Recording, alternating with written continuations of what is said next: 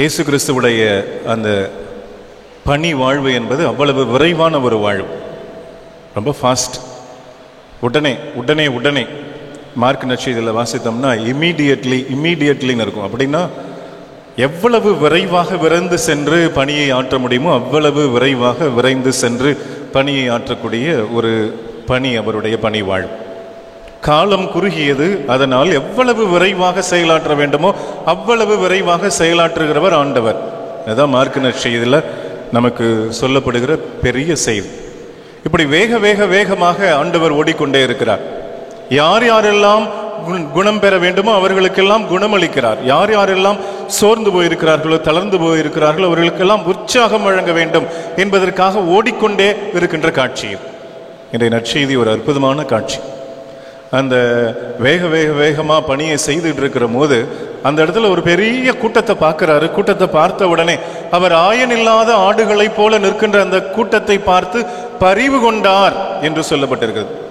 ஒரு கூட்டமா நிக்கிற இந்த இடத்துல இயேசு கிறிஸ்து நம்மளெல்லாம் பார்த்து என்ன செய்கிறார் அப்படின்னா நம் மீது பரிவு கொள்கிறார். பரிவுனா அப்படியே அன்பால எதையாவது உடனே செய்யணும் அப்படிங்கிற ஒரு செயல் வடிவம் இருக்கின்ற அன்பு. ஏதோ அன்பு கொள்றாரு அப்படின்னு நின்றுட்டு இருக்கிற ஒரு கிடையாது. இது செயல் வடிவம் பெற்று உடனே உடனே உடனே ஒரு ஆறுதலும் தேறுதலும் தருவதற்காக நம்மை பார்த்து கொண்டிருக்கிறார், நம் மீது பரிவு கொண்டிருக்கிறார். அன்புக்குரியவர்களே, இன்றைய நற்செய்தி வாசகம் அழகாக கூறுகிறது. அவர்கள் ஆயனில்லா ஆடுகளைப் போல அலைகழிக்கப்பட்டு சோர்ந்து காணப்பட்டார்கள். அலைகழிக்கப்பட்டு சோர்ந்து காணப்பட்டார்கள். நம்முடைய வாழ்க்கையில் நம்மளுடைய நிலைமை ஏறக்குறைய இதுதான், அலைகழிக்கப்பட்ட நிலைமை. இங்கேயும் அங்கேயுமா ஓடிக்கிட்டே இருக்கும். நம்முடைய ஓட்டம் அலைகழிக்கப்பட்ட ஒரு வாழ்வு. இந்த இடத்துல வெற்றி கிடைக்குமான்னு பார்க்குறோம், அடுத்த இடத்துக்கு ஓடுறோம், அந்த இடத்துல வெற்றி கிடைக்குமான்னு பார்க்குறோம், இந்த இடத்துக்கு ஓடுறோம், இந்த இடத்துல அன்பு கிடைக்குமான்னு பார்க்குறோம், அந்த இடத்துல ஓடுறோம், அந்த இடத்துல அன்பு கிடைக்குமான்னு பார்க்குறோம். மூளை முடுக்கெல்லாம் அன்பு கிடைக்குமா என்று ஓடிக்கொண்டே இருக்கின்ற அலைகழிக்கப்படுகின்ற ஒரு வாழ்க்கை. எந்த இடத்துல நிம்மதி இருக்குன்னு தெரியாம ஓடிக்கிட்டே இருக்கும். எப்படியாவது நிம்மதி கிடைச்சிருமா, எங்கேயாவது மகிழ்ச்சி நமக்கு கிடைத்திடுமா என்று அலைகழிக்கப்பட்ட ஒரு வாழ்க்கை முறை. இந்த அலைகழிக்கப்பட்டு கடைசியில் டயர்டாகி சோர்ந்து போய் வாழ்க்கையில் என்ன கிடைக்கும் அப்படின்னு நிற்கிறவங்க மேல பரிவு கொள்ளுகிற காட்சி. யார் யாரெல்லாம் இப்போ அலைகழிக்கப்பட்டு சோர்ந்து போய், ஆண்டவரே நான் ரொம்ப டல்லாக இருக்கிறேன், என்னால் முடியல, ரொம்ப சோர்வுற்று இருக்கிற ஆண்டவரே, நான் ரொம்ப அலைகழிக்கப்பட்டிருக்கிறேன், என் மனசு அல்லோலப்படுது, வாழ்க்கை அல்லோலப்படுது அப்படின்னு யார் யாரெல்லாம் தடுமாறி வாழ்க்கையில சோர்ந்து போய் கிடக்கிறீர்களோ அவர்களெல்லாம் ஆண்டவர் இந்த நேரத்தில் சந்திக்கின்ற நிகழ்வு. அன்புக்குரியவர்களே, ஆண்டவர் எப்படி சந்திக்கிறார் அப்படிங்கிறது தான் இன்றைய முதல் வாசகத்தில் வாசிக்க முடியும். ஆண்டவர் நம்ம சோர்ந்து போய் தளர்ந்து போய் நிற்கிற நேரத்தில் தான் சந்திக்கிறார் அப்படிங்கிறது கிடையாது. இன்றைய முதல் வாசகம் ஒரு அழகான ஒரு பகுதி. தொடக்க நூல் 32வது அதிகாரம். வாய்ப்பு கிடைக்கும் போது விவிலியத்தை எடுத்து படிச்சு பாருங்க. ஒரு அற்புதமான பகுதி. இதுல நம்ம வாசிக்கப்பட்ட பகுதி 22 32 வசனங்கள் தான். முதல் வசனத்திலிருந்தே வாசிச்சு பாருங்க. அந்த முதல் வசனம் அழகான வசனம். இவர் யாக்கோபு தடுமாறி, அவரு ஏற்கனவே வேலை செஞ்சுட்டு இருந்த ஏறக்குறைய 14 ஆண்டுகள் 15 ஆண்டுகள் தன்னுடைய மாமன் லாபான் என்கின்றவரிடம் பணியாற்றி அவன் ரொம்ப ஏமாத்துறவன். ஒரு வாக்குறுதி கொடுப்பான் ஏமாத்துவான். இப்படி வாக்குறுதிகளும் ஏமாற்றங்களும் அவருடைய வாழ்க்கையில ஒரு சோர்ந்து போய் தளர்ந்து போய் இருக்கின்ற மனிதன், சரி போடா இந்த இடத்தை விட்டு நம்ம அடுத்த இடத்துக்கு நகருவோம் அப்படின்னு நகர்கிற பகுதி. அந்த நகர்கின்ற பகுதியில ஆண்டவர் அந்த இடத்துல அவருக்கு வானதூதர்களால் ஒரு காட்சி கொடுக்கிறார் என்று முதல் வசனத்திலேயே வாசிக்க முடியும். தொடக்க நூல் 32 முதல் வசனத்திலே ஆண்டவர் அப்படியே வானதூதர்களால் அவரை சந்திக்கின்ற நிகழ்வு.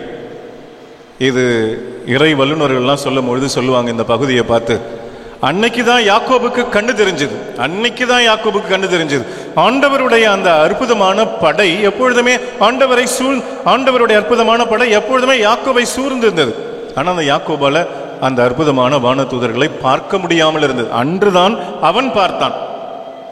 அன்புக்குரியவர்களே, இந்த முதல் வசனம் ரொம்ப முக்கியமானது. என்னத்துக்கு இந்த ரொம்ப முக்கியமானதுன்னா, கடவுள் என்னைக்குமே அவருடைய வானதூதர்களுடைய ஒரு படையை வைத்து நம்மை பார்த்து கொண்டே இருப்பார், பாதுகாத்து கொண்டே இருப்பார்.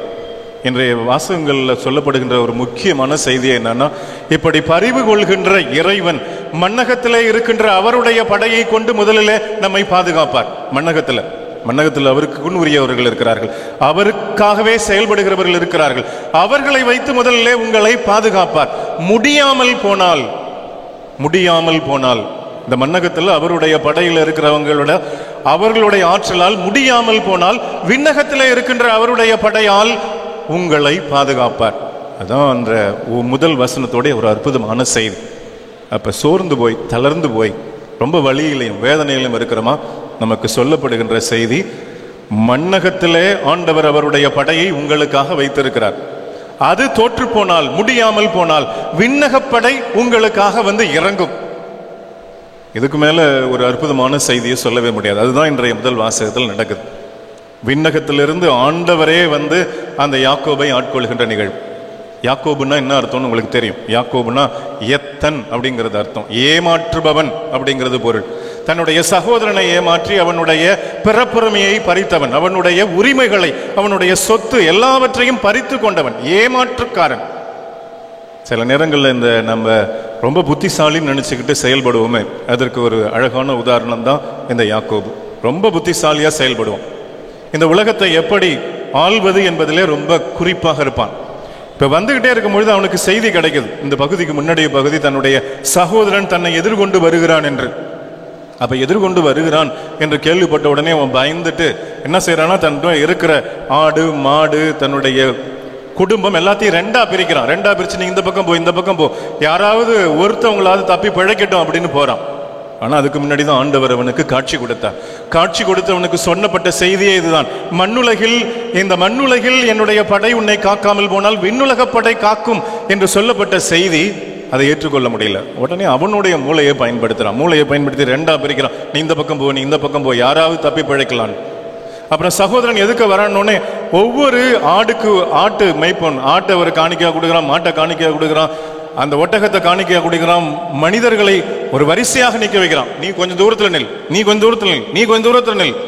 அப்ப அவன் தாக்குதல் நடத்தினால் இவன் பின்னாடி இருப்பான். தாக்குதல் நடத்துற உடனே தப்பிச்சு ஓடுறதுக்கு தயார் நிலையில இருக்கிற ஒரு நிலையை தான் யாக்கோபு எடுப்பான் அந்த பகுதியில். அன்புக்குரியவர்களே, கடவுள் சொல்றாரு நான் பார்த்துக்கிறேன்பா அப்படிங்கிறாரு. முடியாது. எனக்கு மூளை இருக்கு, எனக்கு திட்டங்கள் இருக்கு, எனக்கு சிந்திக்க தெரியும், எனக்கு செயல்பட தெரியும். அப்ப என்னுடைய மூளையை பயன்படுத்தி நான் செய்வேன். அதுதான் அவனுடைய செயல்பாடு. அப்பதான் அவன் தடுமாறிக்கிட்டே நிற்கிறான். என்ன செய்யறதுனே தெரியல, பெரிய தடுமாற்றம். தன்னுடைய சகோதரன் தன்னை கொன்றுவிட போகிறானோ என்கின்ற மிகப்பெரிய அச்சம் எல்லாம் ஆட்கொண்டு இருக்கின்ற பொழுதுதான் இந்த பகுதி நடக்குது. இந்த பகுதியில் மல்யுத்தம் செய்கிற மாதிரி ஒரு காட்சி, அதுவும் ஆண்டவருடைய அந்த அற்புதமான அவரை அந்த ஆள் வடிவிலே வந்து மல்யுத்தம் செய்வதாக காட்சி. இவன் எனக்கு விருப்பமானதை நீ கொடுங்க ஆண்டவரே அப்படின்னு போராடுறான்.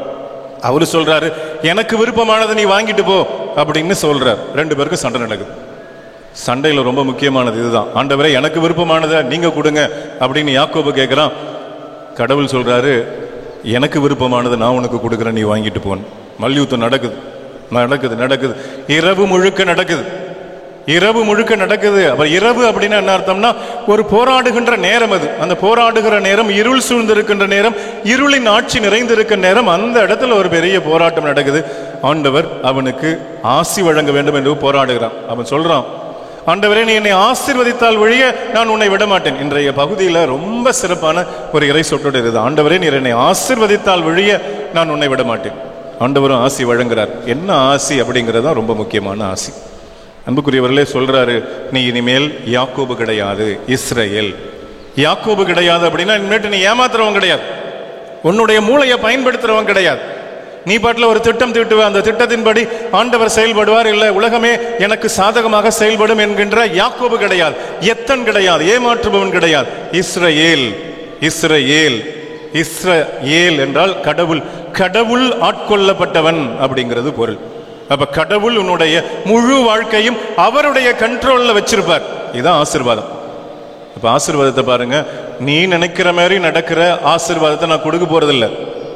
என்னுடைய முழு கண்காணிப்பிலே, என்னுடைய முழு பாதுகாப்பிலே, என்னுடைய விண்ணக படைகள் இருக்கின்ற அந்த பகுதிக்குள்ளே நான் உன்னை வைத்து பாதுகாப்பேன். என்னுடைய டோட்டல் கண்ட்ரோல். அதுல நான் உன்னை வச்சுக்கிற விரும்புறேன். இதுதான் இன்றைய முதல் வாசகத்துல கடவுள் கொடுத்த வாக்குறுதி. நீ யாக்கோபு கிடையாது, நீ இஸ்ரவேல். நம்மளுக்கு சொல்லப்படுகிற செய்தி இதுதான். நீ யாக்கோபு கிடையாது, உன்னுடைய திட்டத்தெல்லாம் ஓரமா வையே, நான் ஆண்டவராகிய நான் உன்னுடைய வாழ்க்கையின் முழு பொறுப்பையும் ஏற்றுக்கொள்ள விரும்புகிறேன். முழு பொறுப்பு. அன்புக்குரியவர்களே, இன்று நமக்கு சொல்லப்படுகிற செய்தி தான். நான் உன்னுடைய வாழ்க்கையுடைய முழு பொறுப்பையும் நான் ஏற்றுக்கொள்கிறேன். என்கிட்ட விட ஏன் நீயே போராடிட்டு இருக்கிற? நீயே போராடி போராடி சோர்ந்து போயிருக்கிறாயே, நீயே போராடி போராடி இப்படி அலைகழிக்கப்பட்டு கொண்டிருக்கிறாயே, உன்னுடைய வாழ்க்கையை என்னுடைய கையிலே கொடு, என்னுடைய பொறுப்பிலே கொடு, நான் பார்த்துக் கொள்கிறேன். இதுதான் கடவுள் கொடுக்க விரும்புகிற ஆசீர்வாதம். அன்புக்குரியவர்களே, இன்று நாம் ஜெபிக்க வேண்டிய ஜெபம் இதுதான். ஆண்டவரே, நீர் என்னை ஆசீர்வதித்தால் ஒழிய நான் உன்னை விட போவதில்லை. இன்றைய ஜெபம் மனவலிமை ஜெபமாக நான் சொல்ல வேண்டிய ஜெபம். ஆண்டவரே, நீர் என்னை ஆசீர்வதித்தால் ஒழிய நான் உன்னை விட போவதில்லை. செய்ய வேண்டிய செயல் என்னவென்றால், ஆண்டவரே, நான் உன்னிடம் சரணாகதி ஆகிறேன்.